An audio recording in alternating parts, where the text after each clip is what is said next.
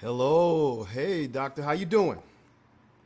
Apologize for coming across a little bit late, but we're just wrapping up the keynote speaker, and that was fantastic. No So problem. as we are allowing persons to come on in, they're coming into the room, they're separating.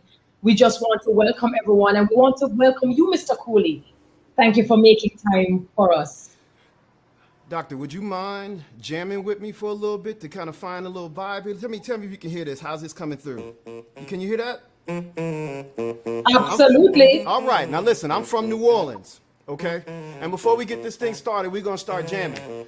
Oh, God, we hear it. I'm from New Orleans. I know y'all like to dance in the Caribbean. Come on. Y'all come in because we're going to keep it live, but we're going to get serious in a minute. Oh, this is nice. Come on. Oh. Oh, New Oh. Orleans. Oh, we're going to get it. Come on. Y'all come in. Let's have some fun. Drop the beat. Go on. Come on. Oh, yeah. Y'all come on in. Enjoy yourselves. In New Orleans, we do something kind of second line. We got it from the Caribbean. Let me step back a little bit. Nice. Oh. Don't let the glasses fool you. Don't let the glasses fool you. Come on. Oh. Oh. Yeah. Come on, Doctor. Oh, I know you hear it. Come on. oh, Come on. After the last year we've had, we need to smile. We need to absolutely. have a little levity. We need to express ourselves. And we need to make sure that we're moving with intentionality and joy. So as you all start coming in, I just wanted to start it with a song just to uplift your spirits and let you know to be encouraged, family. Because there's a way forward for us in this credit union movement. I want to thank you for introducing me, Doctor. I appreciate you. I'm going to go ahead and turn this down here so We're that we so can go ahead excited. and get started. Thank you Oh, so we are much, Doctor. we're we're so excited. I mean, we don't even say New Orleans, we say New Orleans. Nolans. New Orleans. I can't wait to visit. But thank you so very much for really starting the vibe out, keeping us feeling good. For those of you who are joining us, welcome to this breakout session. The topic, the way forward, post-corona strategies for credit unions. And our presenter, who really just got us in the mood, was Ancin Cooley, CIA, the founder and principal of Synergy Credit Union Consulting, excuse me. And Synergy helps create unions grow and thrive by helping them manage risk, increase profits, and help members. Mr. Cooley, Anson, I can't wait to hear what you have to tell us. Over to you. Thank you so much. Thank y'all for having me. I feel like the Caribbean has always been good to us. As a firm, we've been there many times. I'm going to show you all that in the presentation. But what I want to do is start off by saying I feel blessed to be in front of you. Some of you I've met personally. So virtually, I just want to say hello to everyone. I'm currently in what happens to be sunny and warm Chicago. Okay, got my family behind me, behind this green screen. I've given all the threats to my children, told them to be quiet. I've put the dogs out, hopefully. And so we're ready to have a good presentation, okay? Thank y'all so much. So look, the way forward. What is the way forward? Well, I would say that the pandemic has caused a lot of trouble in the credit union industry. The pandemic has, I would say, exposed issues that were already there in the movement and in some ways expanded on those. So what I want to talk to you all today about is some of the things that we can do as a credit union movement to move forward post-corona. We're going to talk about digital media strategies. We're going to talk about governance. We're going to talk about some of the key characteristics of strong managers and strong board members. And we're going to give you some very specific things. I ain't going to keep it real flowery and real general. I'm going to give you very specific and usable, tangible tools that you can bring back to your credit union and implement today, okay? Without further ado, let's go ahead and get started. All right, bring up my slides here for you guys. right quick here. All right. Just want to make sure y'all can see my slides there. Can you see my slides? Not yet. Not yet. Hold on 1 second. 1 second here. Let me get that straightened out here real quick. There we go. Share the screen properly. All right, fantastic. Now you see it getting ready to cook, don't you? All right. Have a good one. Yes, ma'am. All right. And so, lost them there. Hold on. I'm pull them up here real quick. Pull them up. Microsoft, CU. All right. Full screen here. Have a little. All right. All right. Hold on 1 second. Bear with me, y'all. Bear with me. Got the wrong thing. Okay. Hold on. Just having a little technical difficulty as I pull up these slides for y'all. 1 second. We'll be ready to cook. And it's just so typical with technology, right? You will do the tech, you do everything the night before, in the morning, and as soon as you're about to present, it happens to all of us. You get it. You put everything perfect, and then all of a sudden it gives Murphy you a little shows issue. up. Okay. All right, y'all. So before I get started, I'll tell you a little bit about myself. My name's Ancin Cooley. I'm the owner and principal of Synergy Credit Union Consulting. We are the only minority-owned credit union and bank consulting firm in the United States. I started my career as a teller while at Morehouse College back in 2002.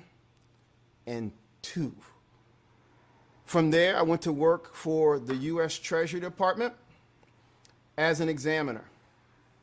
Okay?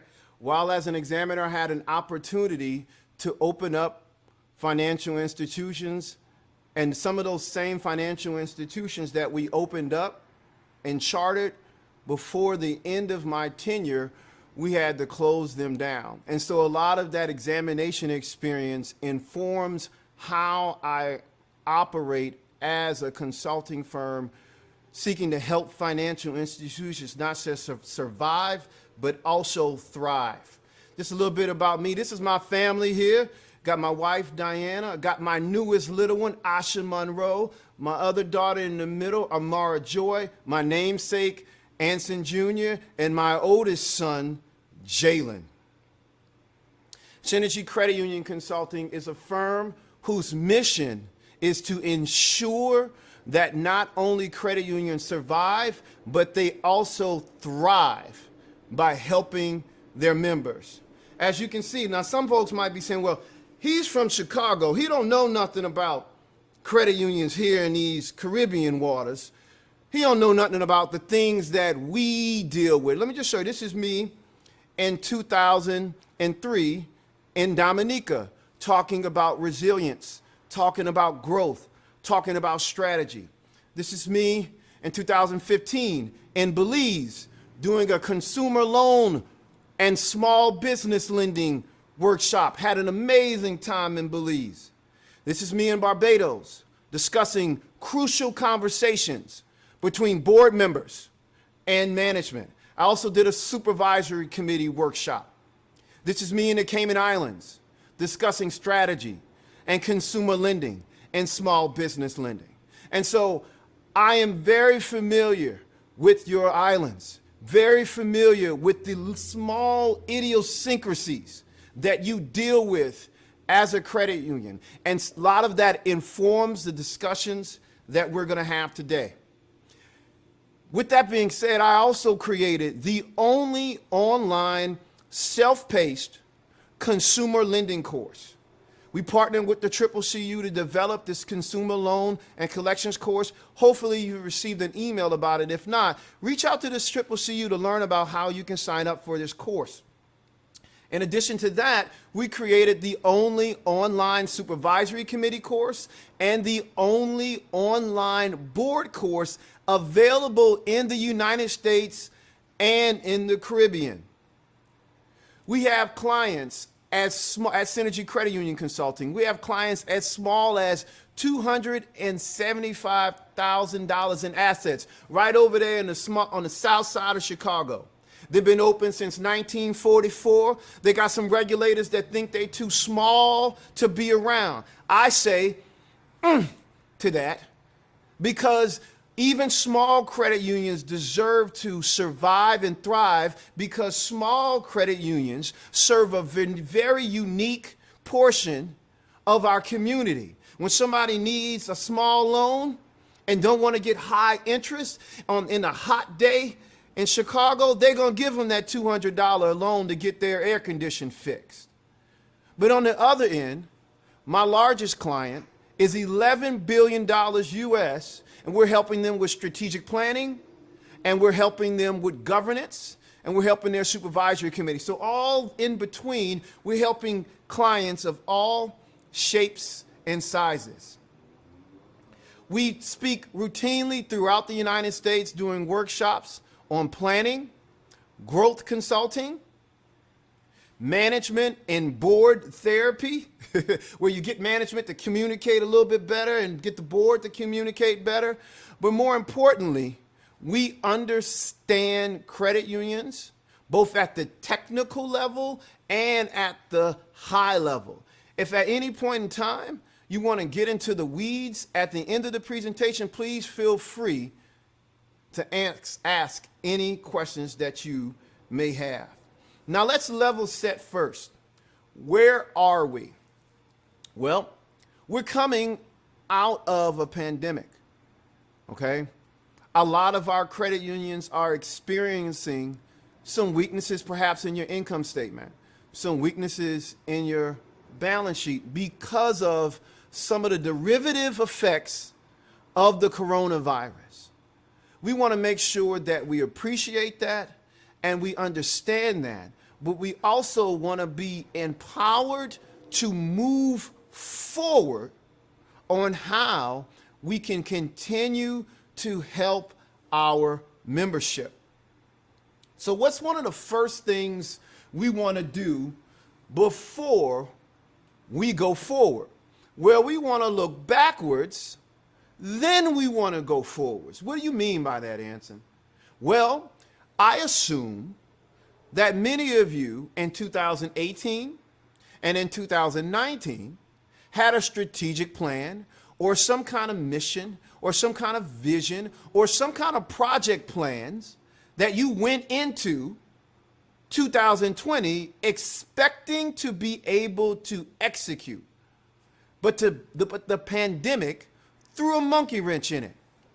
Before you move forward into this year and into 2022, review those strategic plans, pull out those key deliverables that we committed to, and see whether or not they still apply to our situation having gone through Corona. See if it's still applicable. See if we need to update our strategic plan. If you're a board member, one of your key responsibilities as a board member is to set the direction of the credit union. Let me give y'all just a quick example of what I mean by that, y'all. Okay? Your credit union is a car owned by its members. Okay? Your credit union is a car owned by its members. Who owns the credit union? Y'all say it in the chat. The members. Okay? The members select a group of directors to sit in the back seat of the car to represent who? The membership who do what? Own the car. The directors select a chair to sit in the front seat. Okay? Now here's the thing, directors. You, in your day job, you might be a police officer, you might be a teacher, you might be a government worker. Although you own this car, you don't know how to what? Drive the car. So what do? You select a chief operating officer, a CEO, to get at the wheel of the car to execute your strategy. So let's work through this. The board sets the strategic direction. You put the direction in the GPS. Okay, the CEO looks at where we want to go and they say, okay, that's where you want to go. I've been down that road before. Let me steer you toward your strategic objective. Now, let me sweep around some folks' doorstep. Here's the thing. Sometimes, as board members get in and out the car and the driver stays, the driver can start thinking that they own the car.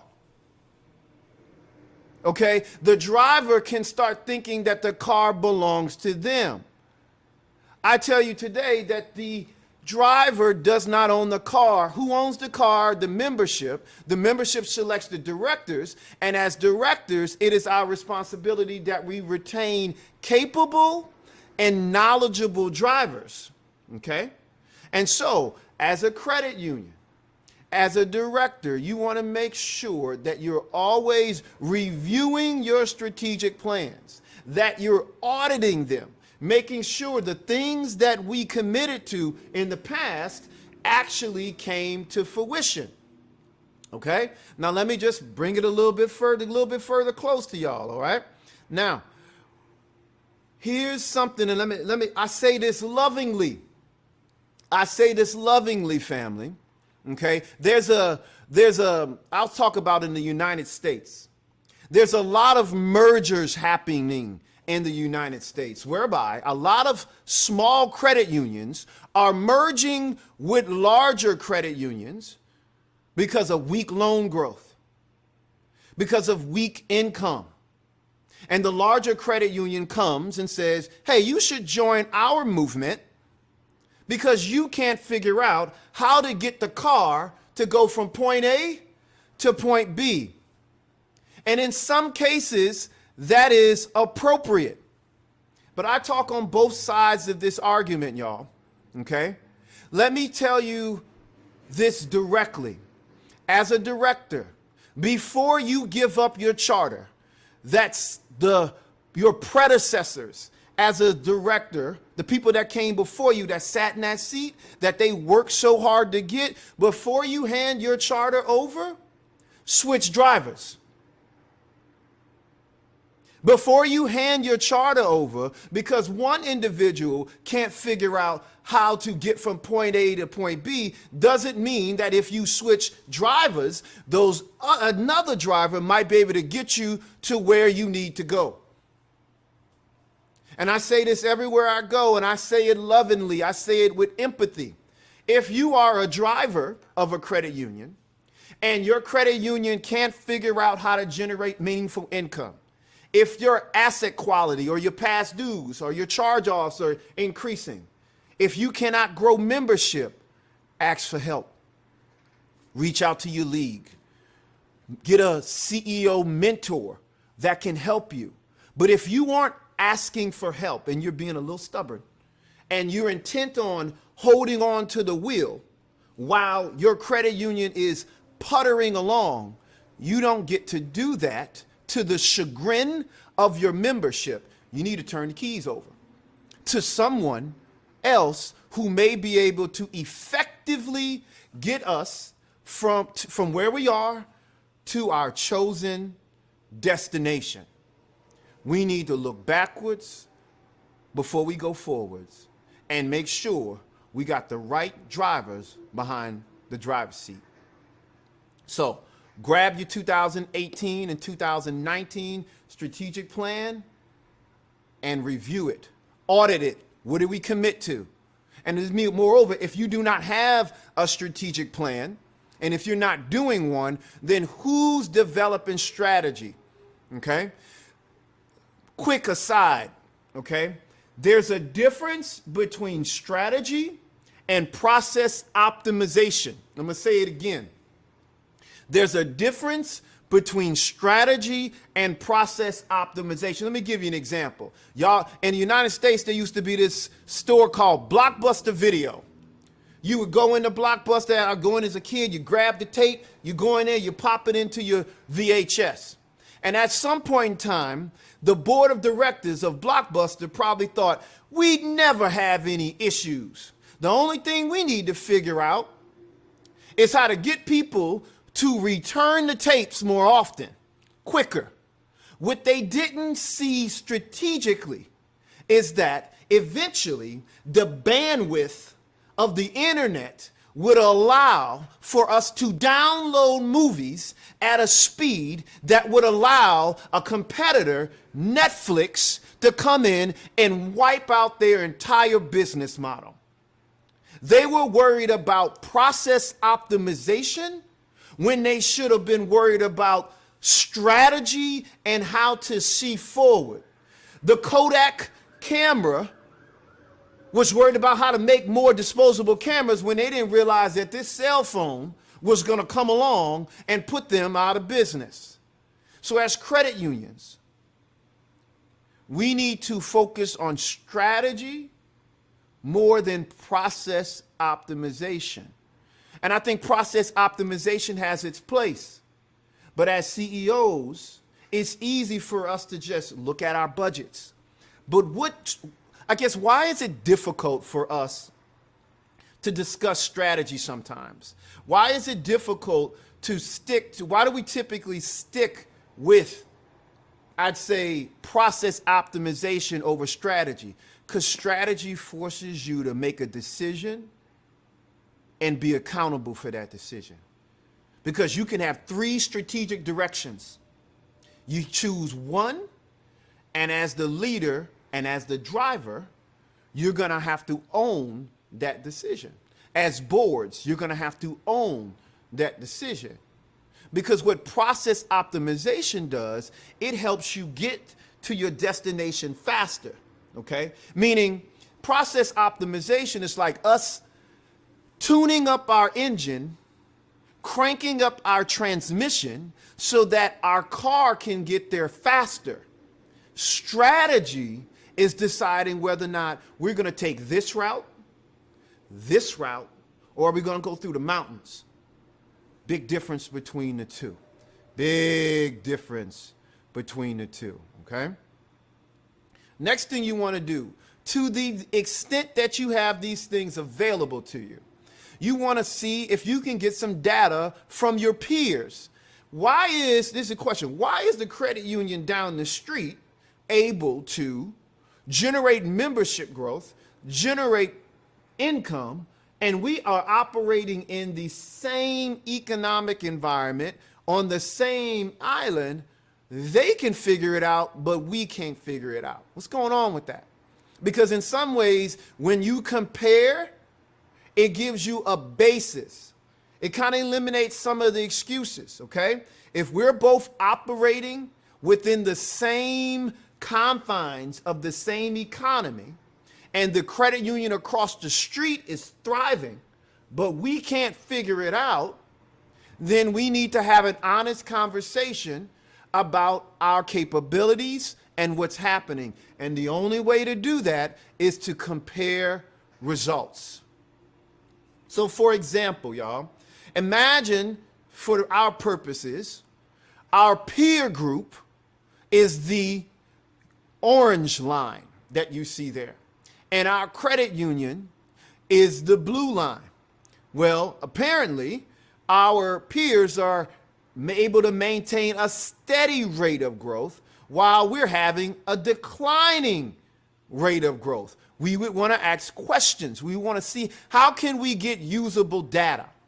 Here's another thing. Your peer group in this example is in the orange. You are the blue. If I'm a director and I'm just a teacher, or if I'm a police officer and I don't know anything about credit unions, I know the difference between orange and I know the difference between blue, okay? And if I say, okay, all right, if the credit unions are able to maintain, other credit unions able to maintain a steady rate of growth, but we're declining, it informs the questions that we should be asking of ourselves as a movement, okay? It's an opportunity to ask questions and get assistance. Ancin, we don't get data like this. Most of our reports are in the form of numbers. I submit to you is that I would ask, if possible, if the management team can cook your eggs, get that my little New Orleans slipped out. Cook your eggs the way you like it. Meaning, as a board, your management team should prepare the reports in the most usable way possible for you as a director, not in the most efficient way for them as a manager. I'm going to say that again. As a director, your management team should present the reports to you in the manner that's most effective for you as a director and not for you as a manager. Okay? Let me say this, and I just happened to, I came out and I went to Orlando for a conference last week.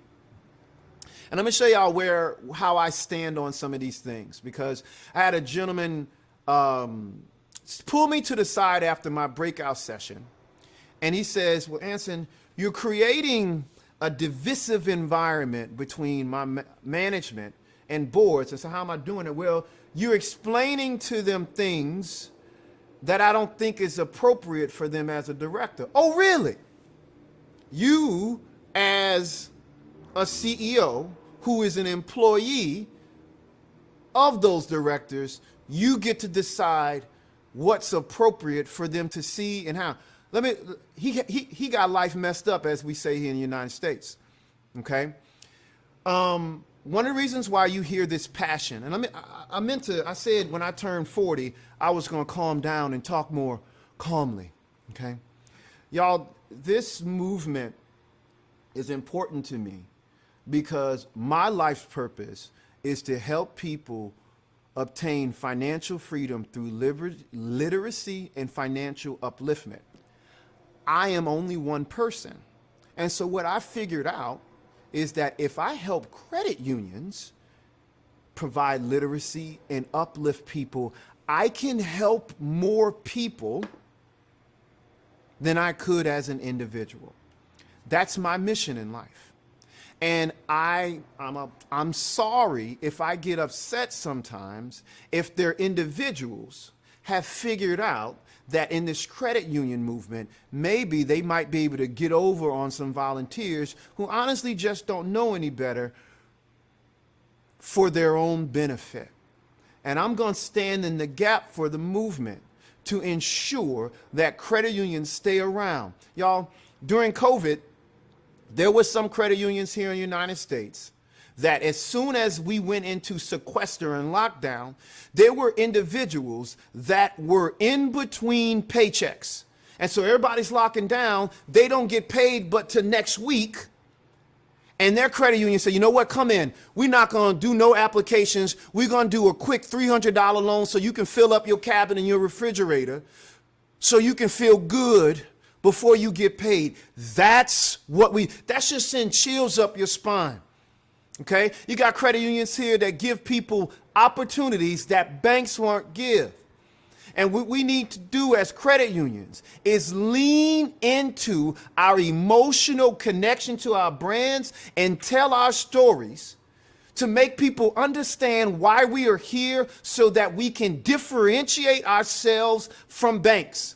The way we win the battle against banks is that we lean into the credit union movement. Okay, moving right along. Let's talk about growth. Let's talk about the difference between organic and inorganic growth. Okay, as a credit union, okay, you have two choices. You can go out and you can build a branch network.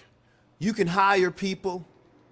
And that's kind of like a restaurant deciding that it wants to catch its own fish to serve every night on the dinner plate. But they got some restaurants that decide to purchase the things that they're going to sell off the shelf. That's inorganic growth. That would be like if Credit Union A could not generate any loan growth, and so they have to borrow or participate loans with other credit unions because they can't figure it out. That's inorganic growth. Okay? As credit unions, we should be creating organic growth that connects our members to our mission, our vision, and our brands. All right? When you get a brand connection, when people believe in you and what you're doing, they'll wait a little longer in line because they understand what you're attempting to do. Okay? So, one of the things I want to talk about in terms of important things around building out a usable framework for your credit union to thrive is understanding the return on the investment that you're getting on your marketing efforts. Okay? If you're spending any money on Facebook, if you're spending any money on Instagram, you want to have a means to measure that so you're getting the data back to decide whether or not the money you're spending is reaching the people you want to reach. Okay? Because what will give you a competitive advantage against the banks on your island is creating digital content and then spreading it out to people where they are on their phones. And I'm going to talk about that a little bit more later. One of the things you want to do is consider defining what growth means for your credit union. Do we want inorganic growth or do we want organic growth? And you should be setting in your strategic planning sessions measurable growth goals for membership growth, share growth, and loan growth. Again, you should be setting measurable goals for membership growth, share growth, and loan growth. Okay? Now, this is something I want to lean into real quick. Strong governance will save the cooperative movement. I'm going to say it again. Strong governance, both on the board side, board to management, management to the board, supervisory committees. This will save the credit union movement. Okay? One of the things we get into a lot is who should make certain decisions. Okay? Is this decision an operational decision or is this decision a strategic decision? So let me give y'all some examples, okay? Because it's important for the board to know its lane and for management to know its lane. Let me give you an example. If you're a board member and if you are 20 pages deep into the past dues because you are nosy and you want to know who's on the past due list, you are out of pocket and inappropriate. That's not your role and your responsibilities. You are being too operational. Here's another example. If your favorite teller that you like to see every Thursday to handle your transactions gets fired because they can't count down their drawer appropriately and they've been given 3 chances. And if they get fired and you come in a board meeting saying, well, why isn't Nancy with the credit union anymore? You are out of pocket and inappropriate because management made a management decision for operations. Where do you have the lane to lean in? Well, as a director, if you're looking at your past due ratios, not individual loans, if your past due ratios are going up, if your charge-offs are going up, then you have the ability to step into that conversation because that's more strategic, that's more global. If, for example, in the last 18 months, we've gone through 2 HR officers, I would be wondering as a director, what's going on in our credit union that we can't retain an HR officer? Something's fishy. If I'm a director and if in the last 2 years we've gone through 3 BSA officers, and I'm sweeping around somebody's doorstep right now, but I don't do BSA in the Caribbean no more because it's hazardous to your health. Okay? But if you go through 3 anti-money laundering officers in a span of 18 months, I would investigate that further. Why can't we retain a BSA or anti-money laundering officer? Maybe it's every time that officer starts looking into certain transactions, they start getting closer to something that somebody's doing, and somebody that's colluding fires them and hires another person. You have a dog in that hunt, as my papa would say in Mississippi. You should look at those things. Get out of the weeds, directors, and worry about the strategic items that really drive your credit union. Another thing, okay? And I guess, be encouraged, managers and CEOs, because I know some of y'all might be saying, well, Ancin, man, goodness, man, where you coming? Let me give you some love, managers, okay? Boards, you need to connect your mission to money. You need to connect your mission to money.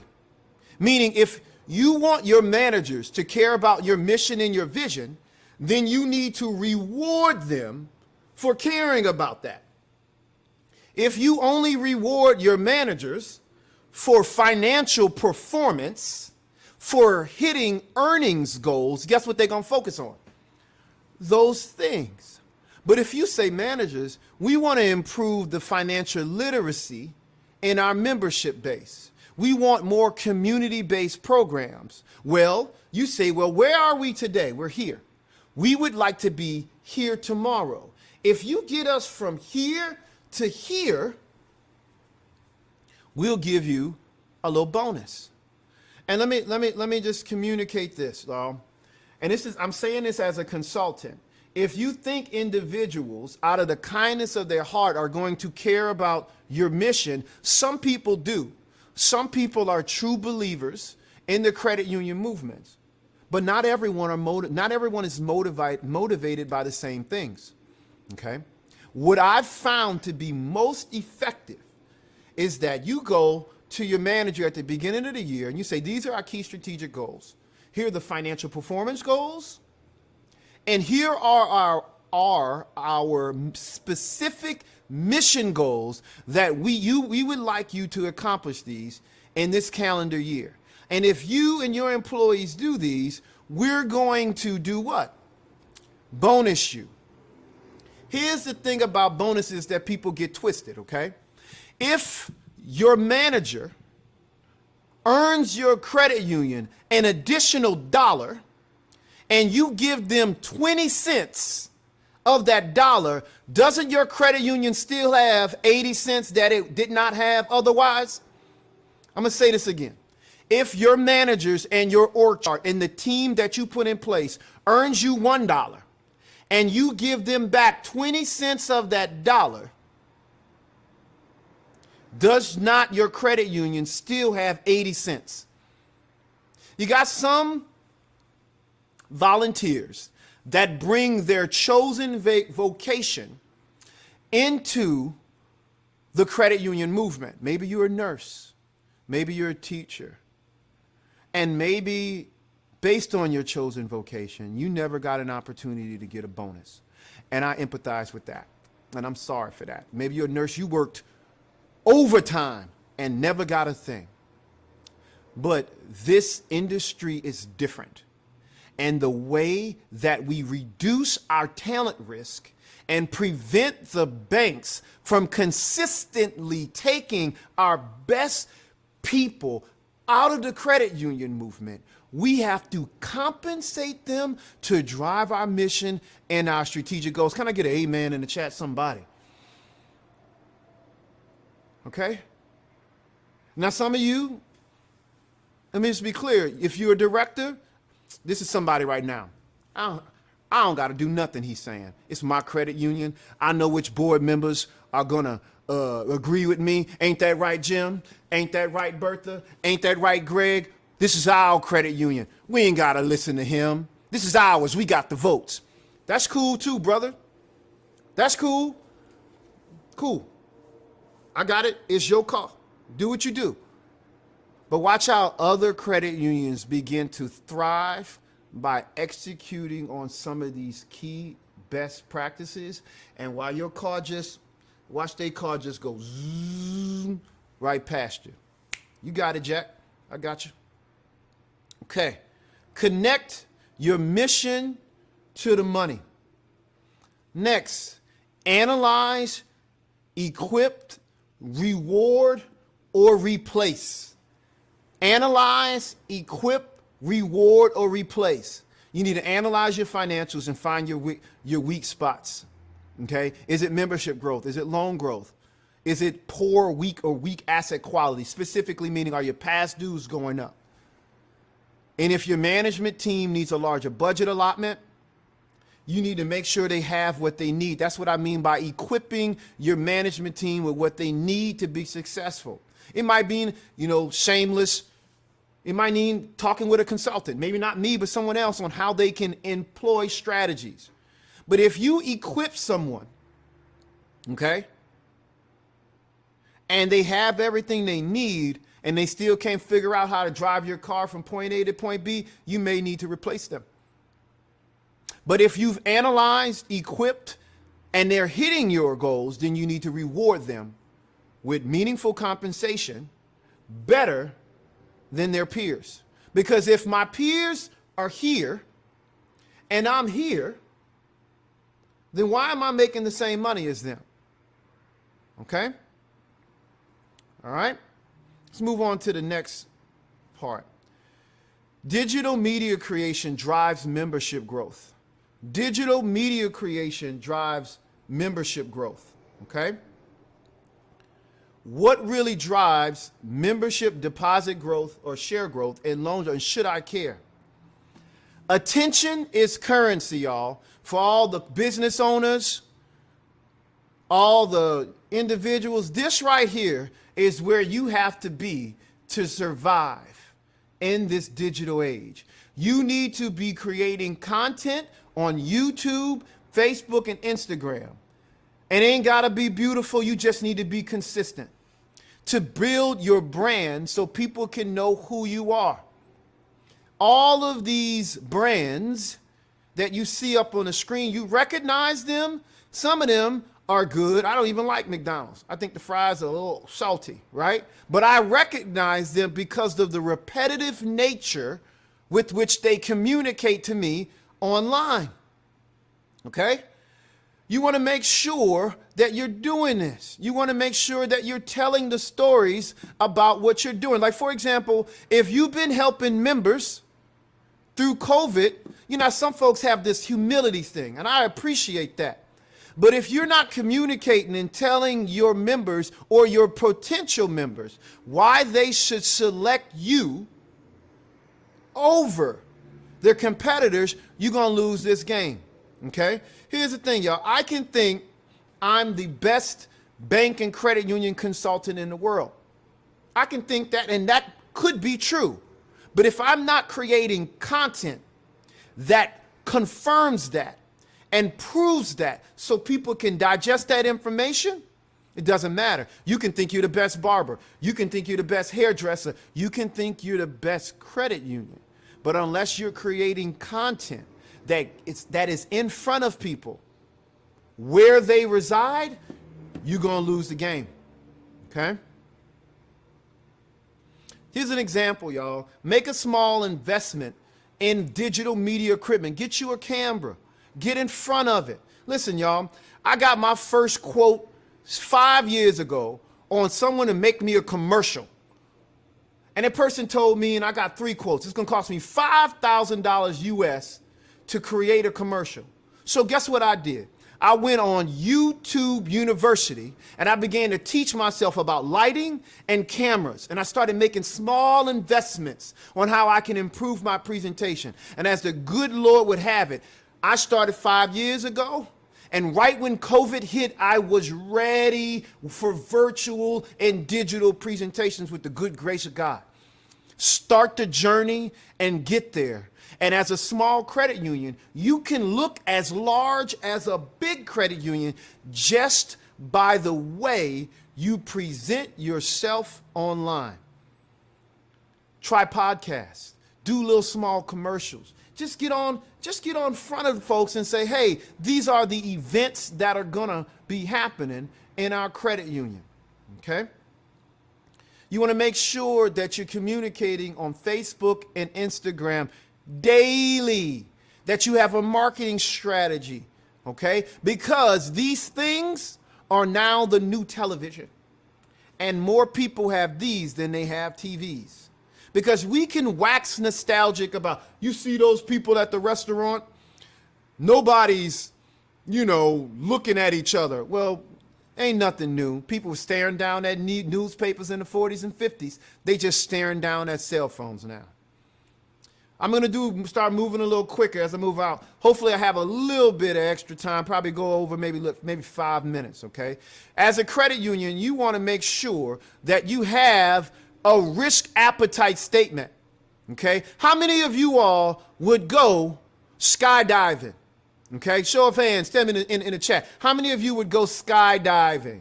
How many of you? Okay. Some of you will and some of you won't. That means you have a different appetite for risk.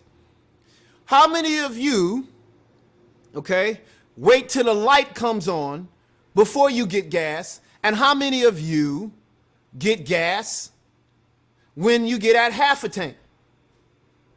How many of you wait for half a tank? Okay? That means that different people have different appetites for risk. And let me emphasize this point. If you're not setting your risk appetite at the board level, the driver of your car might be going 40 miles per hour when the board would like to go 60. But if you're not setting it at that, if you're not setting your risk appetite at the board level, the driver will set the appetite for the organization. But whose car is it? In the same way, the driver might be going 100 miles per hour and you might not be comfortable as the passenger or the representative of membership with how fast you're going. You're exposing our car to risk by going 100 miles per hour.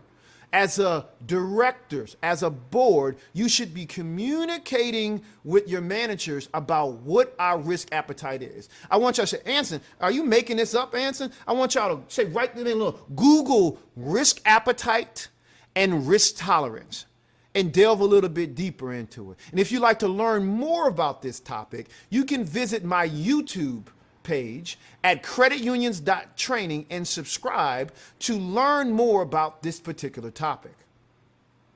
Okay? Now, let's keep it moving here. Growth forces agitation. And as we round out here, growth forces agitation. I'm going to talk about some of the key qualities of growing managers, of growing directors. I used to have this car. It was a 96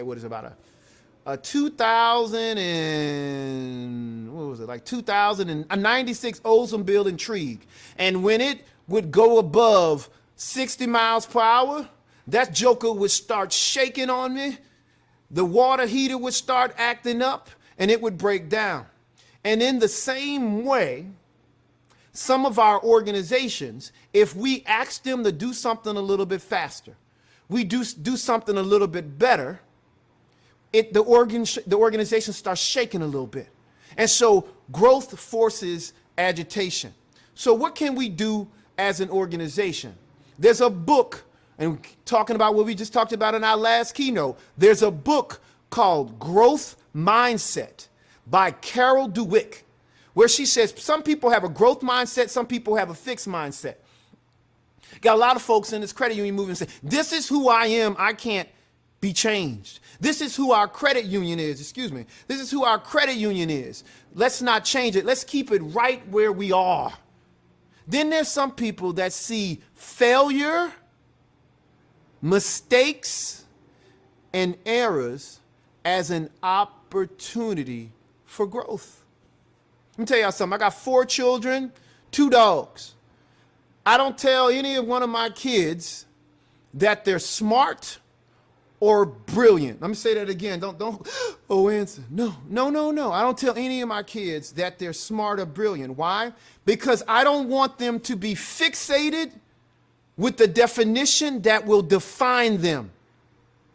Because if you get fixated with that definition, you'll always seek out things that keep you right in that space. So when you, for example, if you had an opportunity to take a regular calculus class versus an honors calculus class, well, if you've made straight A's and your mom and daddy been calling you brilliant and smart your whole life, and that honors calculus class may present a challenge because you're going to be around other honors students, guess what you're going to take? That regular calculus class, because you want to always feel smart and brilliant. But if you instill a growth mindset in your children, in your employees, they'll seek out challenges that cause them to grow. So when my kids bring their report cards, I emphasize the process, their perseverance, their tenacity with which they went through the struggle and came out the other end. That's the behaviors that we want to be emphasizing in our organizations, in our families, and in our cultures, honestly. We want to make sure that we're emphasizing vulnerability to push our credit unions forward, because vulnerability, family, is a secret weapon. Now, when we think about vulnerabilities, a lot of times we think about Superman. He was vulnerable to what, y'all? Kryptonite. And it was placed in our mind as something that was something you would hide. I don't want to be vulnerable. Well, Brene Brown, in her book, I'm a reader too, Daring Greatly says, I define vulnerability as uncertainty, risk, and emotional exposure. How can we exhibit vulnerability in a credit union? As a director, if you've been a director 10 years and you don't still know what the loan to share ratio is, or what the return on average assets is, or if you don't know how to read the balance sheet, just be vulnerable and say, hey, you know what? I still don't know. Can you help me? If you're a CEO and your credit union has not grown, has not delivered any meaningful income in the last 3 to 5 years, be vulnerable and say, I need help, y'all. I can't figure this out. Okay? Get the help you need to push you, because you do not get to make that decision and not help those people that are looking for you to drive your membership growth and help your members. Vulnerability is a key attribute for strong individuals. Next, we have emotional intelligence. Emotional intelligence is the capacity to be aware of, control, and express one's emotions. As a manager, you can't build capacity in a person by fussing at them and browbeating them, because they are who they are. There's no meaningful statistical data that says that you can build capacity in another individual by just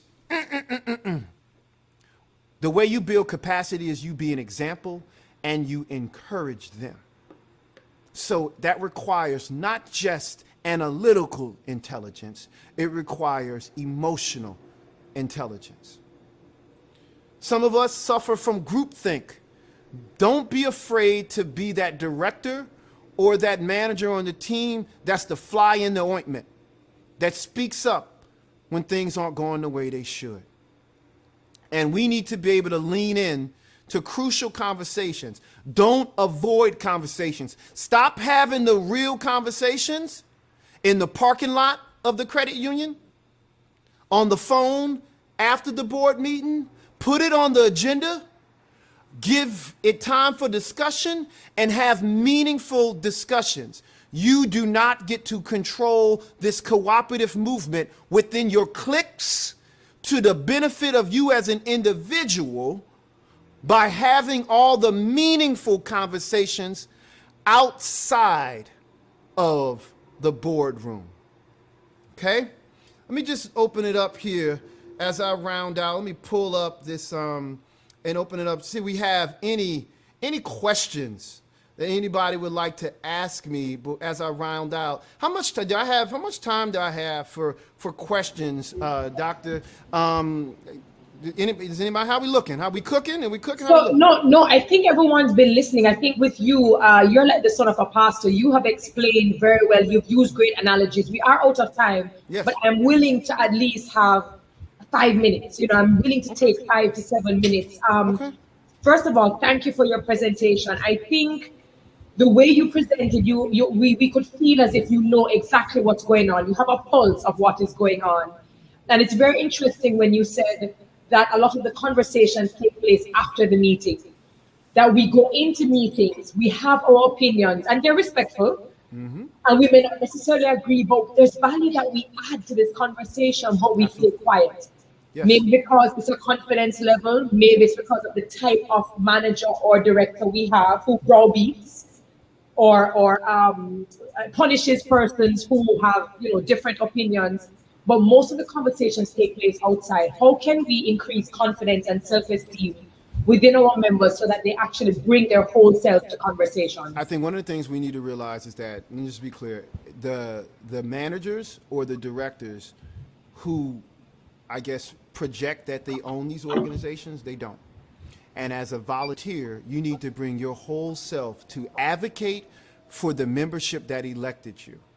Okay? You can't bring your church relationship, your school relationships, your friend relationships into the boardroom. You need to keep them distinct and different and advocate for the needs of the membership and the cooperative that's been used to drive the needs of your members. And so one of the things you want to do is just be prepared. And also, even if you don't come prepared, just be prepared to ask questions and challenge directors, challenge managers to advocate for the members that elected you. Absolutely. Absolutely. Fantastic. Let me ask you a question. We've seen the importance of digital media, and you spoke about being prepared, being proactive, not reactive. Let us talk about the fact that there's so many members of the credit union that have a wealth of knowledge and that they want to increase financial literacy but are afraid to go in front of camera. They're afraid to put themselves out there. They're afraid to share the information because of fear. What advice do you have to help prepare them to put themselves out there in terms of digital media to connect and engage with persons who they could bring into the credit union? First, I want to make sure that you're aware of a really good resource, okay? For those of you that would like example marketing plan templates and example digital media plan templates, there's a website called HubSpot. You can sign up and get very detailed marketing plans, and you can take digital media strategy courses completely for free. And I don't get paid by these people, but I'm just telling y'all what I utilize. And in terms of getting in front of the camera, just get at bats. Just get in front of it. I'm scared. I was nervous. You just try and you push forward, y'all. I don't know. Let me tell you something. It would be so much easier for me to just get in here and just be all flowery and loving and just, look, I care about your islands. I care about the people that you serve. You have to be vulnerable and lean into that vulnerability. Let me just say this. You were put in here on this earth for a purpose. God put you here for a purpose, and your ancestors put you here for a purpose. And you need to let your light shine. Do not be fearful. Thank you so very much, Ancin. Kathleen here says, in my opinion, it seems as though there are more standards which are introduced to challenge the existence of credit unions. Do you agree? I think there's more rules and there's more rules and regulations, okay? But we have to be able to look past those and focus on the core fundamentals. I do. There's more BSA. There's more IT things. But those are just operational challenges that we can acquire talent to manage. As a director and as a manager, we need to stay focused on key things: membership growth, loan growth, share growth. Because if you get those things, those will provide us with the capital we need to deal with those operational and regulatory issues. Okay?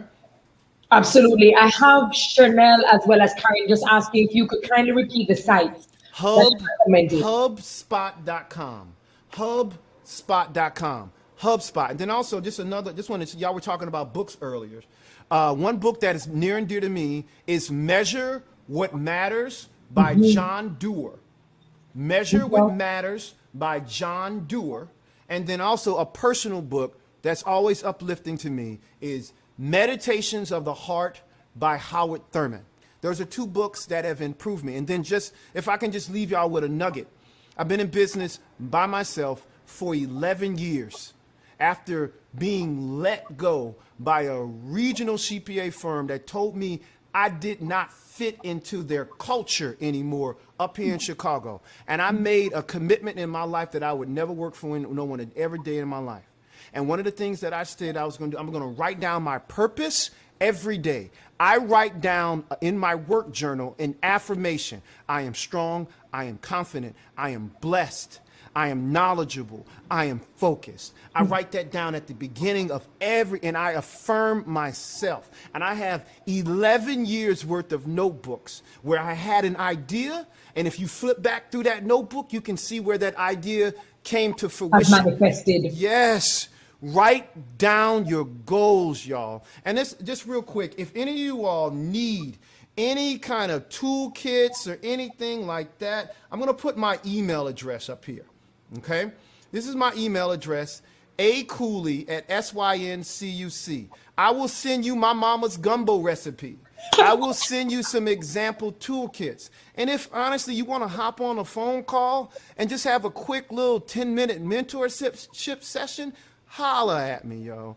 I'm about this movement. I got bank clients that I can make a bunch of money off of, but I want to see the Caribbean movement not just survive, but thrive. But thrive, y'all.